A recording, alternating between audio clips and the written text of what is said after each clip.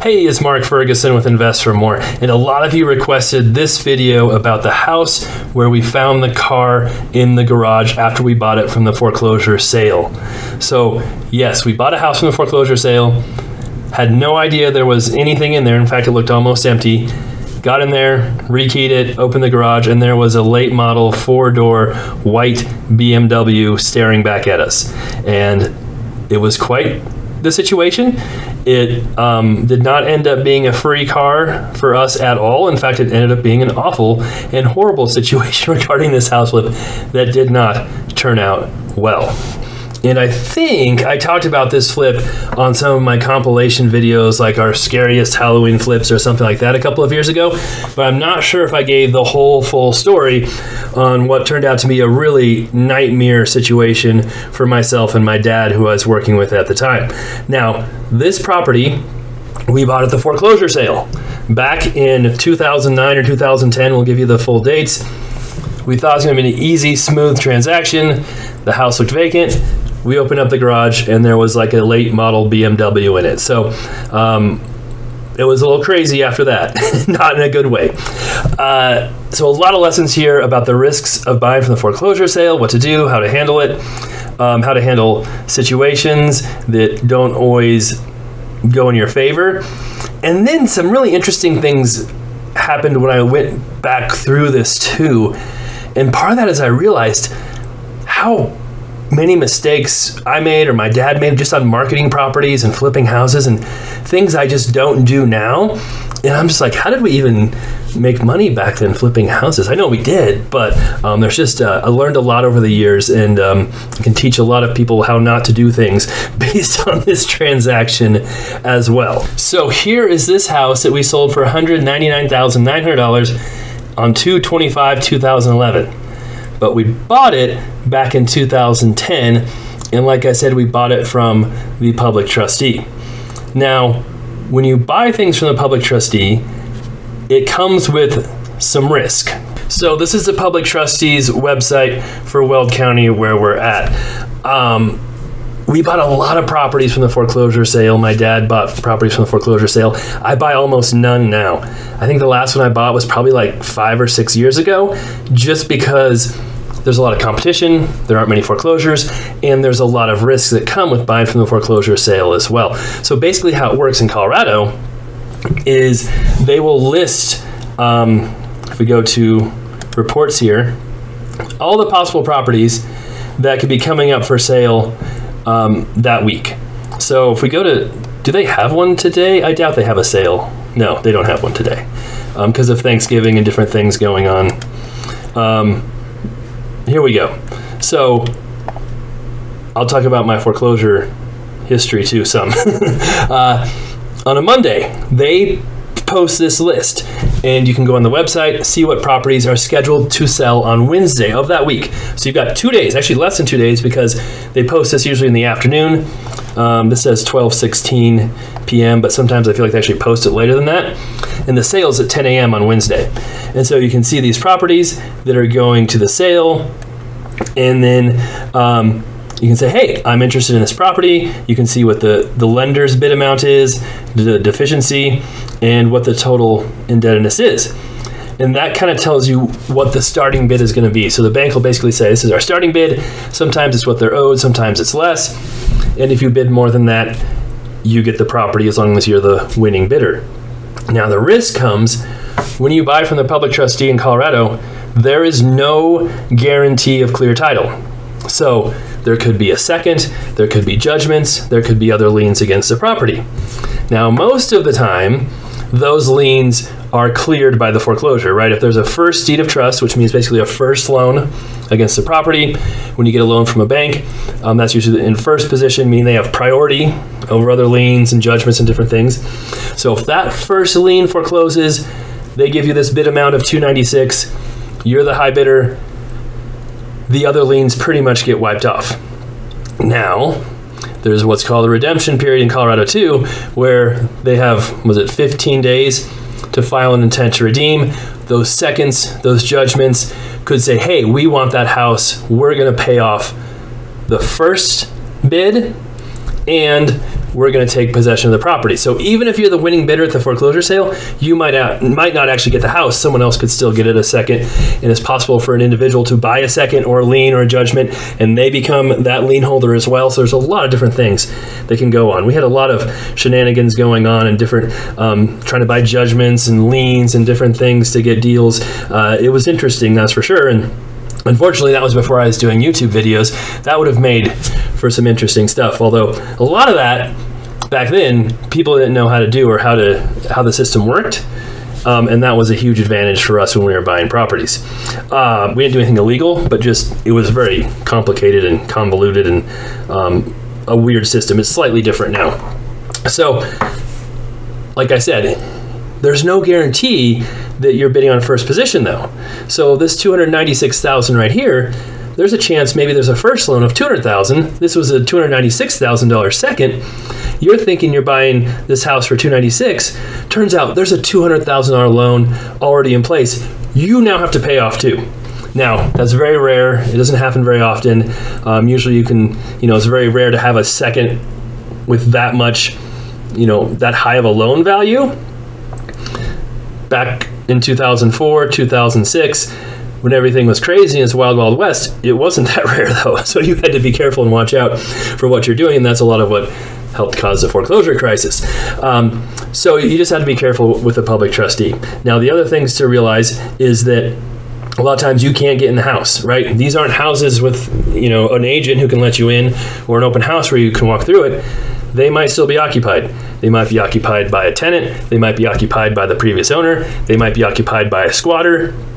And you can't just go knock on the door or look through the windows or jump in the house to see it before you look at it. Now, I'm not saying people didn't still do that and that there weren't ways to get into houses, but you're not supposed to. It's trespassing. It's illegal. You don't own the house. You don't have permission to do it.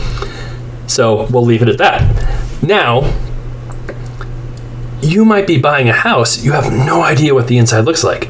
So you got to have plenty of room, plenty of wiggle room. If there could be a fire in the basement you don't know about. It could be completely trashed. There could be squatters in there. You just don't know. Now, driving by the property, looking at it, you can usually tell if someone lives there. You can usually tell if it's vacant.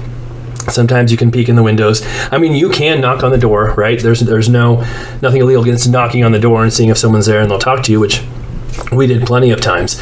I'm just saying if you're trying to break into the house, that would be when it's illegal. So you can get an idea sometimes of what you're getting. There was another house my dad and I bought from the foreclosure sale, and we had talked to the occupants, and this was when the owner could redeem the property, and it was even more complicated at that point. They changed the rules, and we'd made a deal with the owner. We redeemed the property. We thought everything was fine. We'd walk through it. This is also before we understood everything about drugs and meth labs and stuff too. Well, this house turned out to be a meth lab, and we didn't know that. And we bought the foreclosure sale, and the reason we found out about it is because after we had bought it, the person who was living there got arrested for having a meth lab. The person went to jail. They asked us if they still would get their money because we had a deal where we paid them some now and some later on once we got the house. And we said, no, you kind of violated some of your terms there. Well, then someone broke into the house and burned it down. So we had to interview with the police. That was a crazy situation. I think I've talked about that situation here too. So there's a lot that can go wrong with foreclosure sales. We ended up rebuilding the house. I think just the foundation was all that was saved. So if you see this address, it wasn't a meth house before. This is a brand new house from the studs and everything up. In an interesting situation for sure. Back to this house, we bought it from the foreclosure sale, and we were able to peek in the windows a little bit. It looked completely vacant. It looked like it was in great shape. No sign of anybody living there, no furniture, nothing. I think a couple of other people bid on it too, but we ended up being the high bidders, and we drove to the property. I think we had someone there to rekey it for us.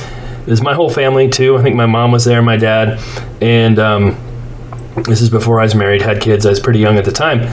And we were walking through it. Everything looked fine. We opened the garage, and there's a white four-door sedan BMW that was maybe a year or two old. And I think my mom got excited thinking she just got a new BMW. And I had been in the business long enough to know that you don't just get free cars.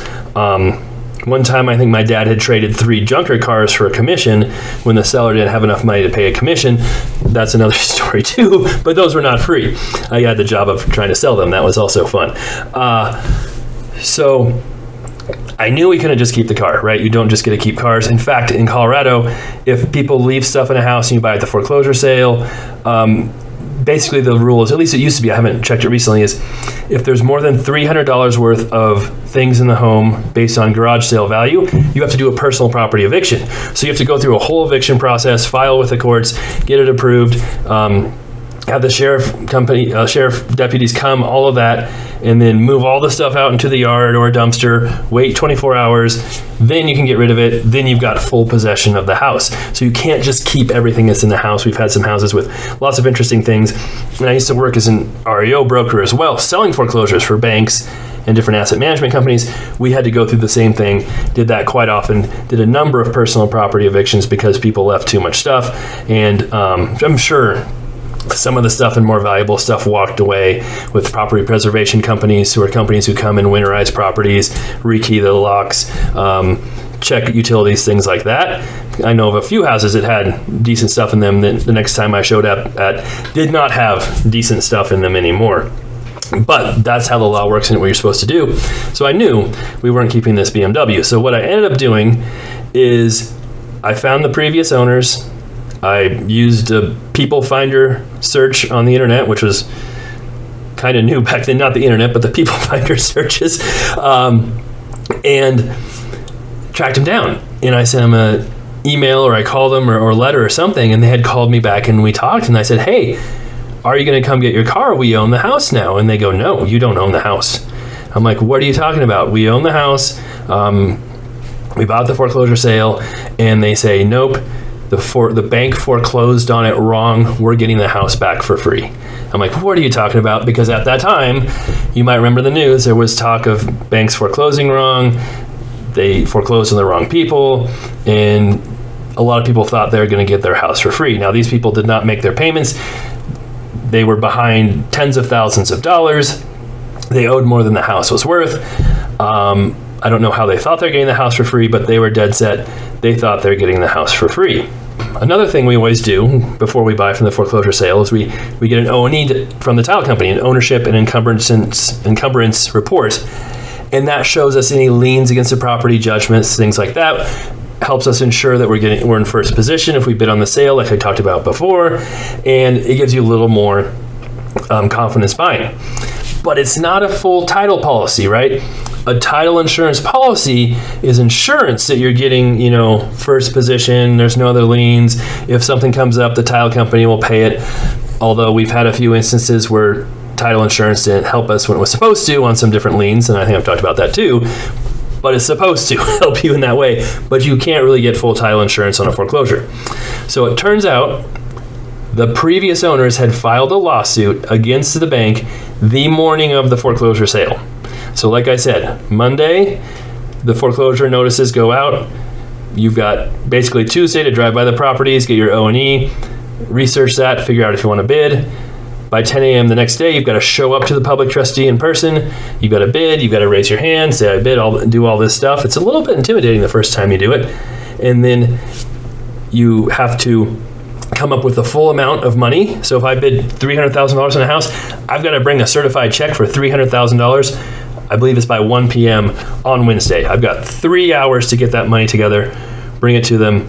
That's the process for buying a foreclosure in Colorado. But then, like I said, you've got some 14, 15-day redemption period where a junior lien holder could come buy it from you, and you get some interest and some costs and stuff, but you don't get the house.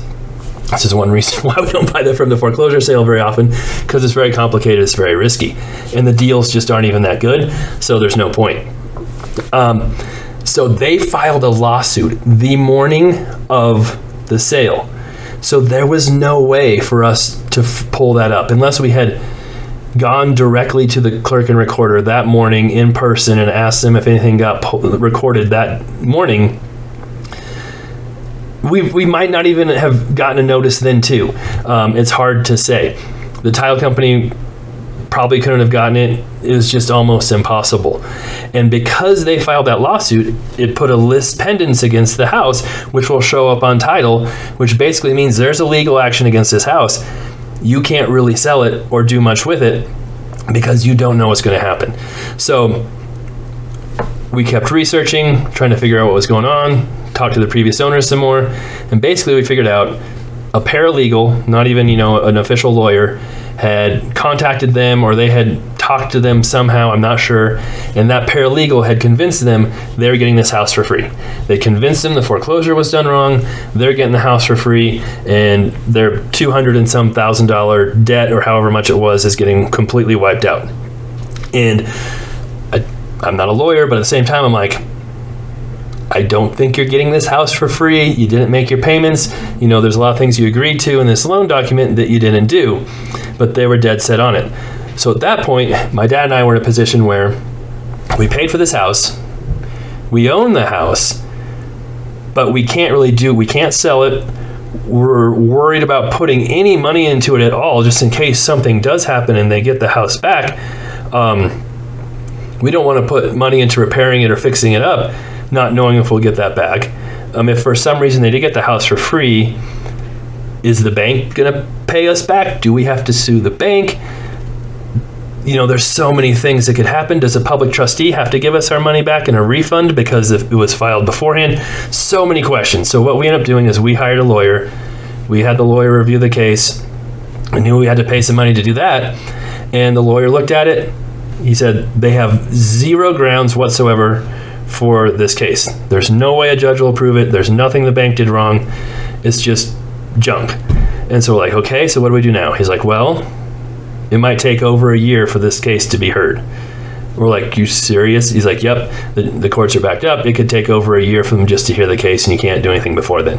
I'm like, okay. He's like, or you can try and offer them some money to get out of it. We're like, all right. So we offered them $5,000 to give up their lawsuit, go away, and they can even have their car back, which they'd already taken it this time. They came back to the house, got their car. We weren't going to fight them for that or do anything like that. So they did get their car back. We had much more important things to worry about with the house and this foreclosure in the lawsuit than trying to fight them for a BMW, which we wouldn't win that fight anyway because they had title, it was their car.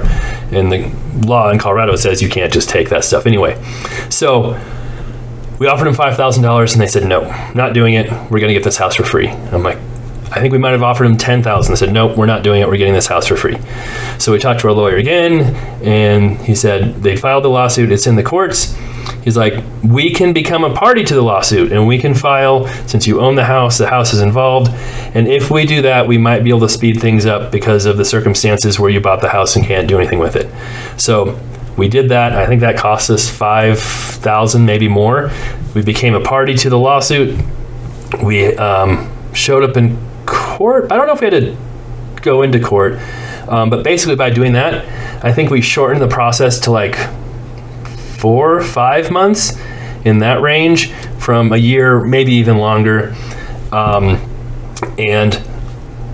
went to the courthouse. I think we just waited in the lobby while it was discussed. Our lawyer was in there with us. He came out after probably like 10 minutes, and he's like, congratulations, the court case was thrown out. They had no merit. The house is officially yours with no legal status pending. So thank you. That was really nice to hear that we had the house.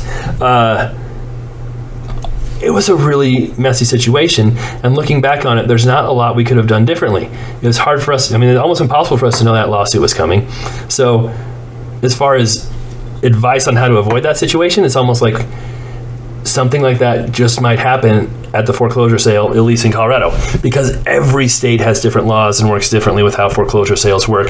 So realize that your state might be different. Now, I promised you some things I did wrong that you could improve on and do better on this, and that has to do with just our marketing and buying the house. Some things here I just could not believe when I went back and looked at this. Number one most glaring thing. I mentioned I did a lot of foreclosure work back then. I worked for 35 banks and asset managers selling foreclosures. I worked for HUD. I was the agent who would get the listing, Sometimes I was hiring the person to rekey it. I was sometimes knocking on doors, talking to people who just lost their house to foreclosure. I was offering them cash for keys, which means the bank would actually pay them to move out. So I actually wasn't an awful job. Sometimes you're helping people, giving them more than they expected. Sometimes people were not so happy with you. But along the way, I learned a lot about how to do the evictions, the personal property evictions, the laws, how to handle situations, etc. One thing that was a very bad habit was every time I had to take pictures for the bank and send them pictures of houses and interiors, and we did BPOs, which are broker price opinion, tells them what it's worth, you have to date stamp your photo. So every picture I took was date stamped. And this is like the #1 rule of real estate. Don't leave a date stamp on your listing photos on the MLS. And that was me.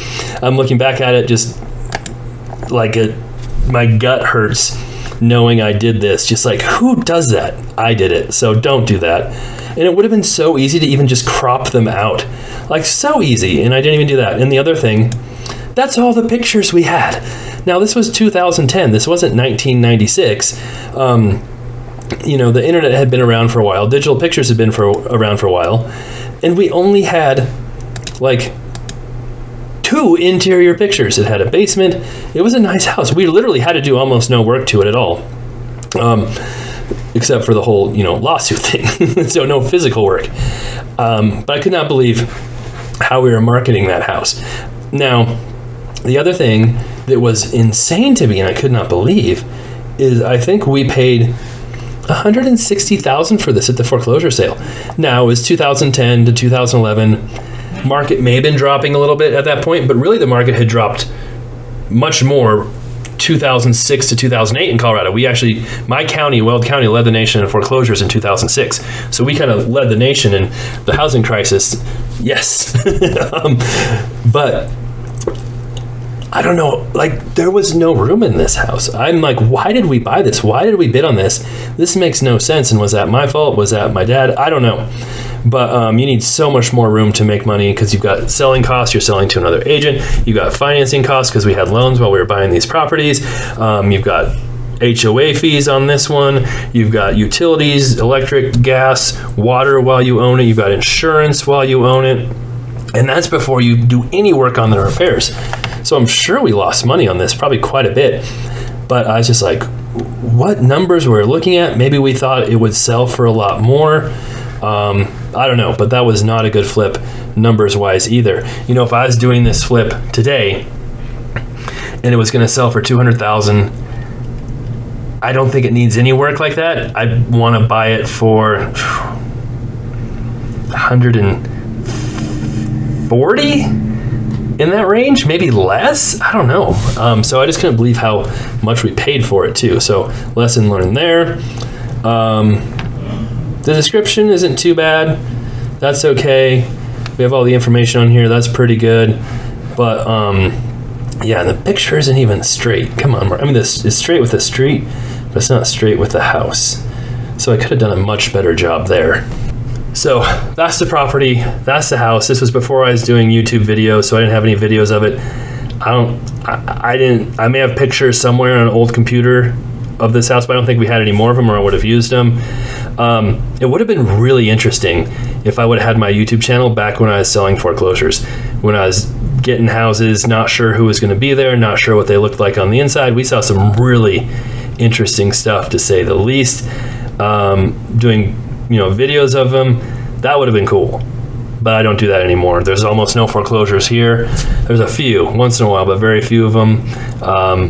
It takes a lot of work to be a foreclosure agent. I was going to conferences a couple times a year, calling banks, talking to asset managers all the time, just going way outside my comfort zone doing that stuff. I belong to 3 or 4 different trade organizations. Had to do BPOs constantly. We're doing thousands and thousands of BPOs a year. That's actually when I first hired Nikki, my project manager.